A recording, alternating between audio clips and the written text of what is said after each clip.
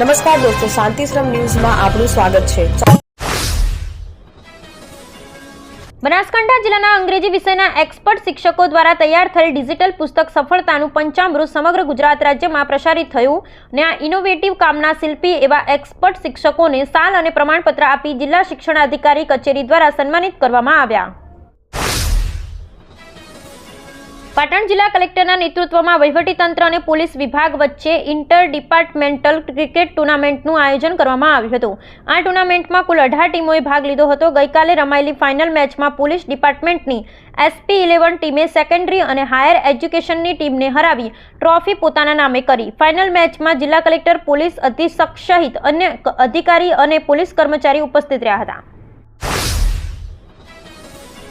ગુજરાત રાજ્ય સ્વનિર્ભર શાળા સંચાલક મંડળ દ્વારા ગુજરાત ફી રિવિઝન કમિટીના સભ્ય તરીકે સરતાનભાઈ દેસાઈની નિમણૂક થતા ઉદ્ગમ સ્કૂલ અમદાવાદ ખાતે તેઓનો સન્માન સમારોહ યોજાયો, જ્યાં બનાસકાંઠા, વાવ, થરાદ જિલ્લાના આગેવાનો દ્વારા તેઓનું પાઘડી, શાલ અને ગૌ માતાની મોમેન્ટોનું સ્મૃતિ ચિહ્ન આપી સન્માન કરવામાં આવ્યું। આ પ્રસંગે રાજ્ય મહામંડળના પ્રમુખ જતીનભાઈ ભરાડ તેમજ વિવિધ મહાનુભાવો ઉપસ્થિત રહ્યા।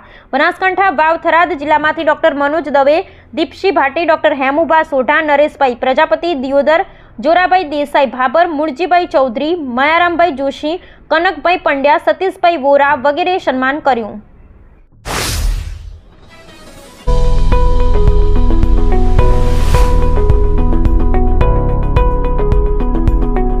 આપ આવો આજે દિયોદરમાં બનાસ ડેરી સંચાલિત ઉમંગ મોલમાં, જ્યાં આપને મળશે બનાસ ઘી, બનાસની ચા, નવરસ તેલ સહિતની જીવન જરૂરિયાત તેમજ કરિયાણું તથા કોસ્મેટિક ચીજ વસ્તુઓ તેમજ પશુહાર સામગ્રી મળશે વ્યાજબી દરે। આજે સંપર્ક કરો ઉમંગ મોલ, ખીમાળા બાબર હાઈવે, તિરુપતિ સોસાયટીની સામે, બ્રિજના છેડે। આજે સંપર્ક કરો 94 276 45 123। આર્યમાન એગ્રીકલ્ચર દ્વારા જમણા ગામમાં ખેડૂતો માટે વિશેષ માહિતી કાર્યક્રમનું આયોજન કરવામાં આવ્યું। આ કાર્યક્રમમાં બટાકાની ખેતી અંગે વિસ્તૃત માર્ગદર્શન આપવામાં આવ્યું। વડાપ્રધાન નરેન્દ્ર મોદીના ખેડૂતોની આવક બમણી કરવાના વિઝનને ધ્યાનમાં રાખવામાં આવ્યું। તજજ્ઞોએ જૈવિક બેક્ટેરિયા અને ખાતરના યોગ્ય ઉપયોગ અંગે માહિતી આપી જમીનની ફળદ્રુપતા અને પાકની ગુણવત્તા સુધારવા માટેના ઉપાયો સમજાવ્યા। અંબાજી આબુ રોડ હાઈવે પર આજે સાંજે એક મોટો અકસ્માત સર્જાયો હતો। અંબાજીથી આબુ રોડ તરફ જતી અર્ટિકા કાર અને સામેથી આવતી પિકઅપ વચ્ચે વળાંક પર ટક્કર થઈ હતી। અકસ્માતમાં અર્ટિકા કારને ભારે નુકસાન થયું હતું, જોકે કારમાં સવાર તમામ મુસાફરોનો આબાદ બચાવ થયો હતો। અકસ્માતની જાણ થતાં અંબાજી પોલીસ તરત જ ઘટના સ્થળે પહોંચી હતી અને તપાસ હાથ ધરી હતી। હાલોલમાં સ્થાયી થયેલા ડીસાના બળદ ગામના જાણીતા જૈન યુવક ઉલ્લાસ સુરેશકુમાર સંઘવીનું હાર્ટ એટેકથી અવસાન થયું છે। માત્ર 28 વર્ષની ઉંમરે તેમના અચાનક નિધનથી સમગ્ર વિસ્તારમાં શોકની લાગણી ફેલાઈ છે। ઉલ્લાસભાઈ એક સફળ ઉદ્યોગ સાહસિક હતા। તેઓ ધાર્મિક સ્વભાવના વ્યક્તિ તરીકે જાણીતા હતા। જૈન ધાર્મિક કાર્યોમાં તેમની સક્રિય ભૂમિકા રહેતી। સાધુ સાધ્વી ભગવંતોની સેવામાં હંમેશા અગ્રેસર રહેતા। મંગળવાડા તીર્થ ખાતે પૂજ્ય સાધ્વીજી શ્રી મોક્ષ દર્શના શ્રીજી મહારાજ સાહેબ આદિ ઠાણાની પ્રેરક નિશ્રામાં તારીખ 16 થી 18 મેના રોજ યોજાઈ રહી છે। 12 થી 25 વર્ષની દીકરીઓની અદ્ભુત શિબિર। દીકરીઓ માટે અદ્ભુત અનુભવ ચૂકવવા જેવો નથી, જેનું ફોર્મ ભરવાની છેલ્લી તારીખ 1 મે 2025 છે અને ફોર્મ ભરવા માટે સંપર્ક કરો દીપ્તિબેનનો। તો જરૂરથી આ શિબિરમાં જોડાશો અને જીવનભર યાદગાર ક્ષણોને માણશો।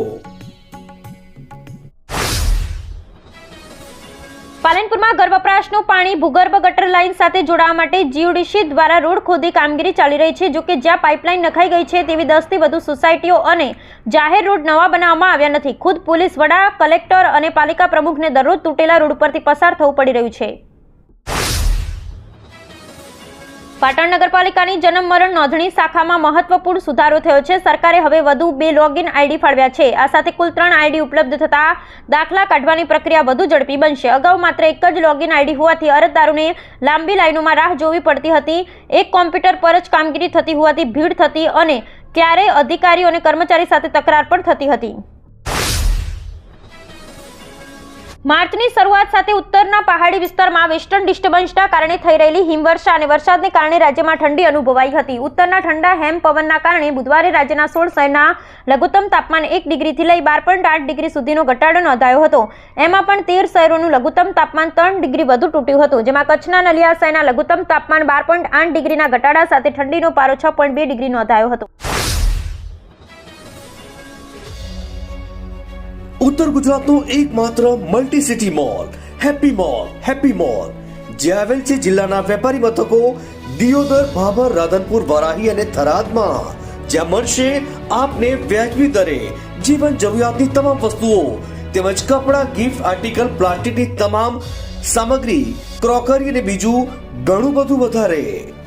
તો આજે જ આવો હેપી મોલ અને કરો ખરીદી તમારી મનગમતી વસ્તુઓની.